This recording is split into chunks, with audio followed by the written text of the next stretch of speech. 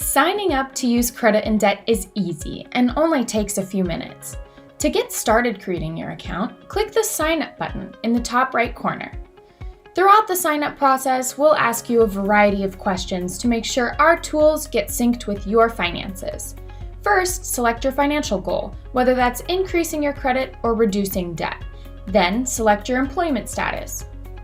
Choose your credit score range. If you're not exactly sure, that's okay.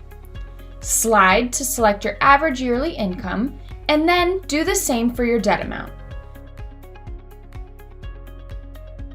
The last few are just the basics. Your email address will be your username to log into your account, and you'll be able to verify your account with your phone number if needed.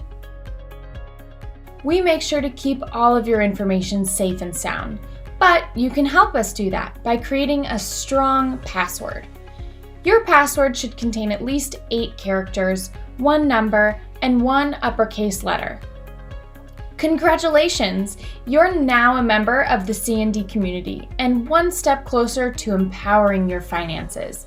Watch the next video to learn how to navigate the tools and resources in the dashboard.